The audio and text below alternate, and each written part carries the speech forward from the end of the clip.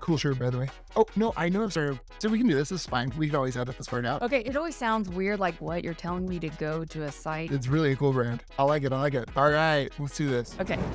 Hey guys, what's up? Today, you got RC. We got Deborah Byrd on show with us today.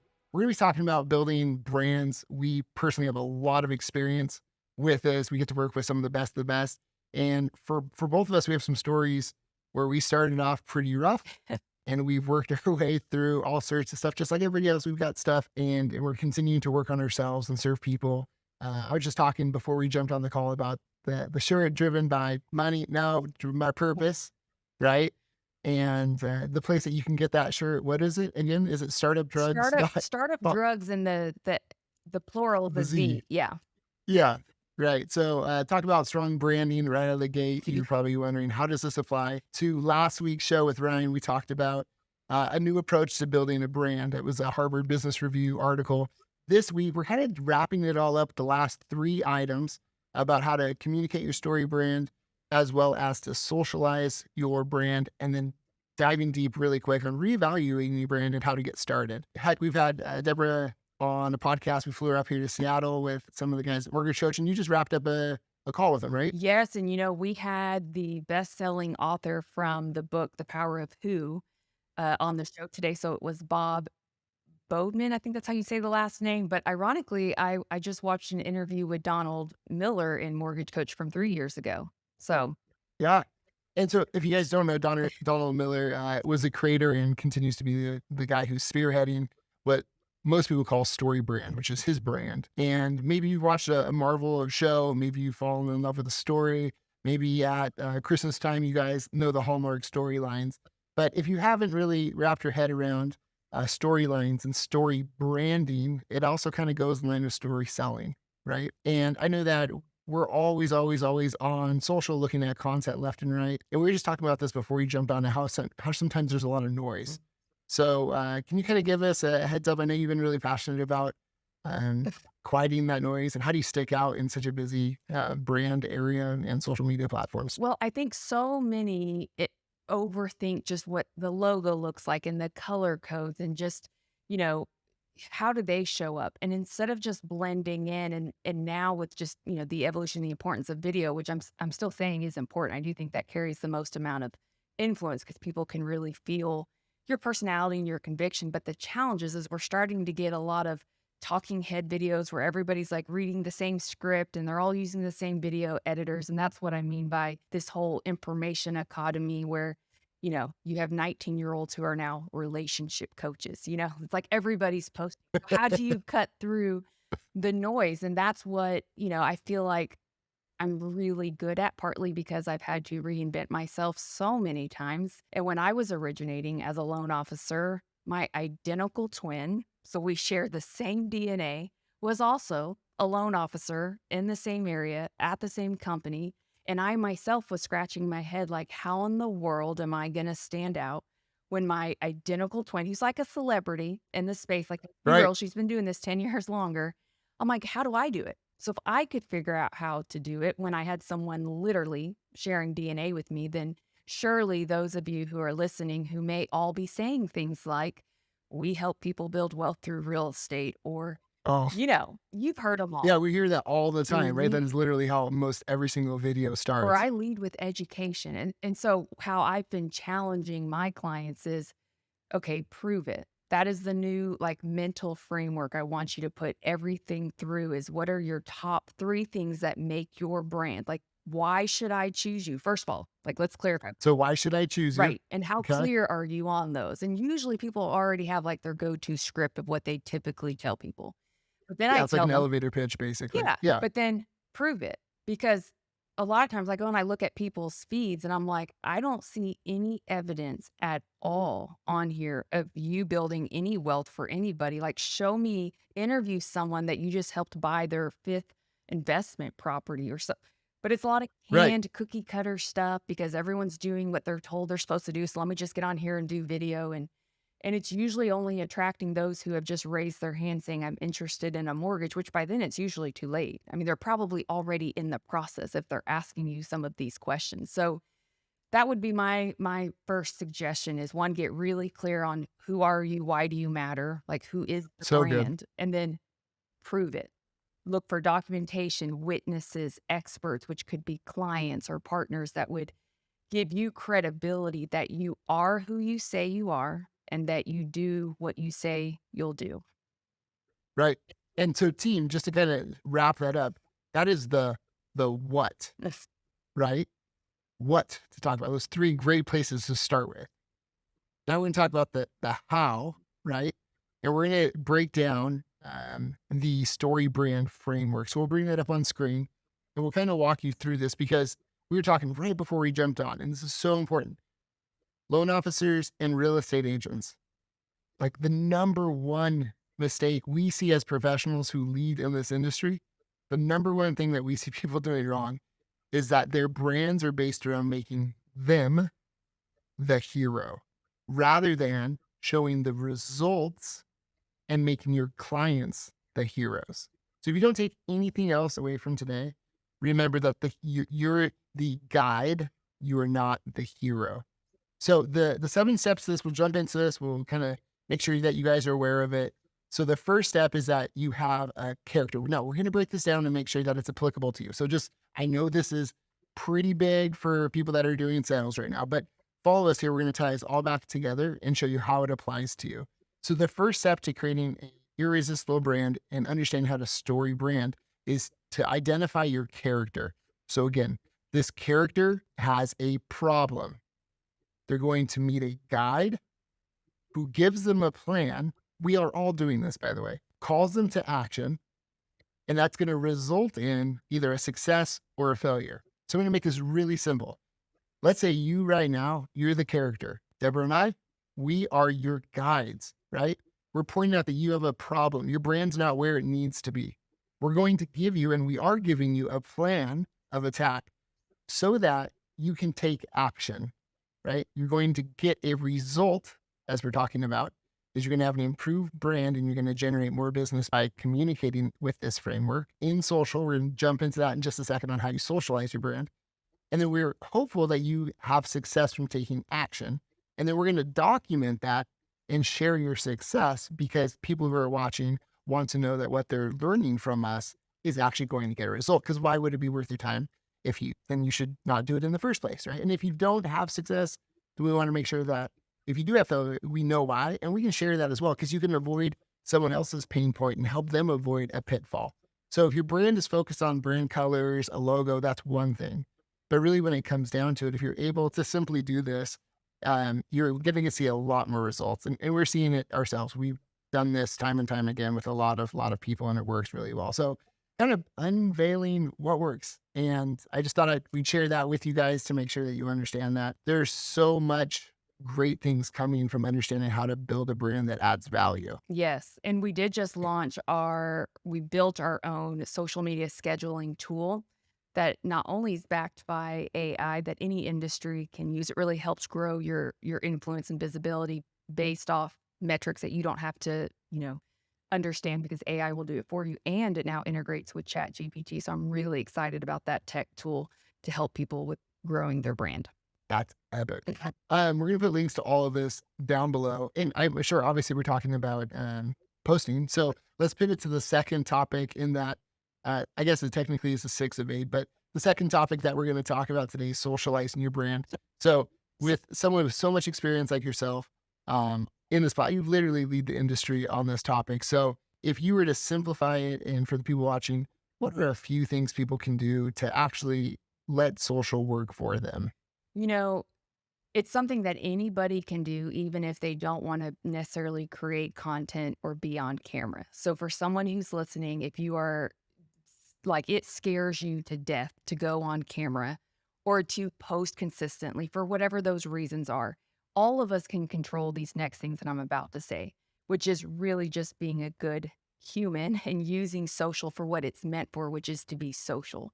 So, if every Well, day you would commit to who are people that I can proactively follow that either were leads that were just introduced to me or clients that just got pre-approved or listing agents on deals from contracts that I got or even the CPAs, divorce attorneys, financial advisors from every loan up. Like there are so many people that you are introduced to that you could put yourself in the path of opportunity and you choose to proactively follow new accounts. And guess what? People will reciprocate.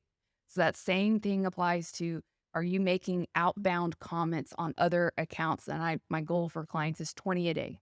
Are you liking 20 different posts a day on other people's accounts? Are you sending DMs or doing story comments where you're being other people's biggest fan, which is also part of growing your brand because people see your name on those accounts. And it also tells the signals of the different social platforms that you guys have a social relationship. So this is how, like, if you've ever wondered why on your stories, why you see certain people all the time when you may be following like 5,000 different accounts, it's because the system knows that you guys have a relationship and it wants to show you those that you have a relationship with. So if you're one that's like, but I make posts and I only had 10 views or only had, 5 comments or 5 likes, my first question is, how many likes did you give out today? How many comments did you give out? Because how dare you ask for something in return that you're not willing to give out times 10 or times 2 even.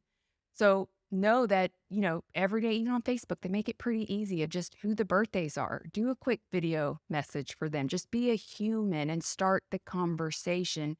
And that in itself is going to get you more exposure because people like to see those notifications. And if they're like, man, Deborah has been consistently liking my content, that's a win. Yeah, and let's be honest, like when you get a notification that something that you post or something matters to you, it releases dopamine. It feels good to know someone cares about you, right? Yeah, And I think in the big picture, just to summarize what you said, is givers gain, that's right? good. Be a giver, givers gain. So you have to start. I've heard people complain like, well, honestly, I went to this event, nobody said hi to me. I was like, say hi to anybody? You can start with what you want, and it's pretty close to probably what other people want too, is a genuine connection, some Yes. authenticity, and taking a moment to let someone know that they care. But there's only so many hours in the day. Kind of mentioned ChatGPT, right? Um, I know we could go much, much, much deeper into this, like significantly deeper. And Eric Yokley, one of our awesome team members here at the resource, he has 2 shows on it. If you guys haven't checked out, and we're on YouTube here, we're going to link it in our cards here above. So if you want to check out that episode, I would definitely check it out because it's amazing how you can use AI inside of real estate and mortgage to help you grow your business. And so definitely check out those resources. But in the big picture, I would say ChatGPT and where we're going right there is more powerful than the invention of the internet by a long shot. And a lot of people are scared by it. So, and they don't necessarily know how that applies to them recently. And so, you know, being a real estate investor guy, I actually just used this to help me identify like a farming list of projects that I could do sub-developments on. And it was amazing that a computer could just do all of this. It was amazing. Like it blew my mind. So definitely spend some time learning more about all of that. I don't want to go too deep into it, but I do find it very interesting that from socializing your brand and your integration with Chat GPT. Can you tell us just a little bit about that? Well, I always tell clients, at least for now, is allow it to be like in addition or to help enhance kind of your original thoughtful thought. Like you still want to be a good social listener and have the EQ that when you're talking to clients and you're really trying to hear what their problem is, you can use ChatGPT to help enhance that or to allow it to, like for us, just in the scheduling tool, it'll read, is this a short reel, a long reel, long caption, hashtags, no hashtags, and literally it can synthesize all that data much quicker with much more accuracy than we can to then know Mhm. exactly when to post when there's the most amount of eyeballs out there for each platform. So it's, could I hire manpower to do that who also then need, vacation time or get burnout, or have AI to help enhance so that we can do more of the trust building activities and human activities that robots can't do, like with empathy and creation and intuition, all those God given things that a robot's not going to replace. So I definitely think it can enhance your content creation, but also don't forget to still be a good social listener, whether that's even when you're consuming online. Right. And I mean, just breaking that down, we're creating content for you guys say to add value to your lives, right? Because we do care. We are driven by purpose. We want to be fulfilled. We want to know that we're giving value to you. But if you flip the script just a little bit, like the color, how this looks right now, That was done with AI. The way our voices sound and making it sound great. That's done with AI too. Right? The title of this email, social post, hashtags, YouTube descriptions, all the little markers at the video so people can find it later on YouTube and Google, like, and ChatGPT can find that as well. That's all done by a computer. So we're not saying that to brag, but I'm trying to break it down to show you this is here and you can leverage it to get ahead and make a bigger impact, right? Um, so it doesn't have to be super complicated, nor do you have to be scared of it. It's just another tool to help you do more things that lead to greater impact. And then as we kind of wrap up today's show, thanks so much. We're not done yet, but I want to say thank you. I really do appreciate and value your time. I've always thought the world of you, and you've got great energy and you are the light. I know we share a lot of common friends, so it's just impressive what you guys continue to do. So thanks for spending your time with our audience here. I want to kind of give you a couple 5 questions as we wrap up the very last thought. The very last thought is reevaluating and adjusting your brand. We started this episode with the concept that you said. You said, man, how many times have I re-embedded myself? If I've had to be paired with my identical twin, and how do I differentiate that value proposition, that brand, who I am, how I add value in the exact same industry and the exact same roles? Man, I don't think there's anyone watching here that's had a harder time, and yet you've done it and succeeded, right? Yes. Very, very, very, very highly. As a parent, as an industry leader, as a spouse, like, it's impressive work. And that talks a lot about your character. And so the first question I had for you is, when reevaluating your brand, what is more important, your brand or your reputation, and why?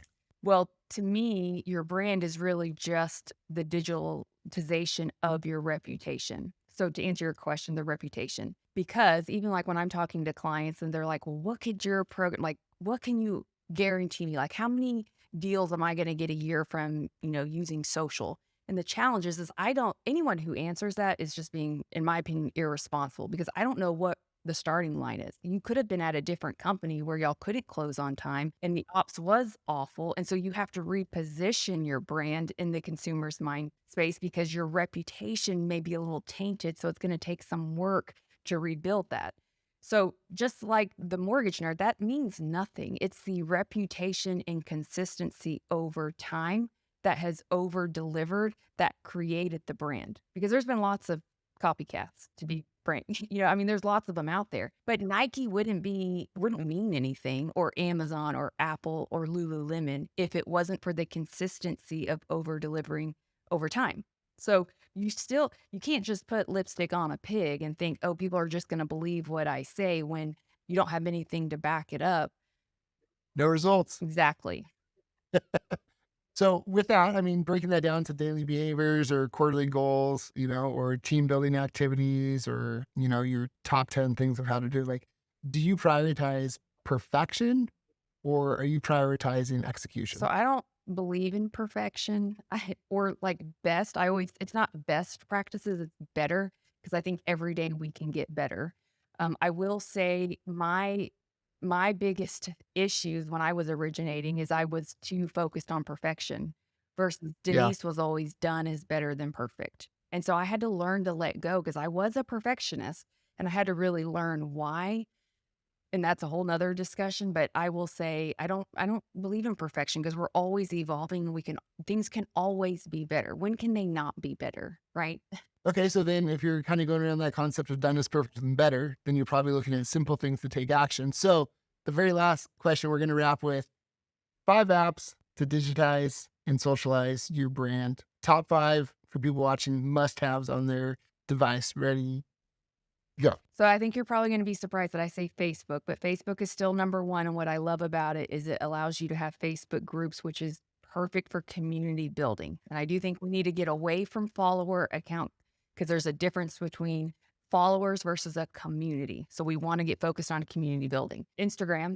I love that Instagram has new features called notes where you can put little questions at the top of your DMs, and it really allows for more just intimate conversation to occur. Or it could be like, I did one that was like peanut butter. Do you like crunchy or creamy? And that's a dumb example, but at least gets the conversation going. YouTube, obviously, because Google owns YouTube and, it's the second largest search engine, whether that's shorts or you're doing long tail video.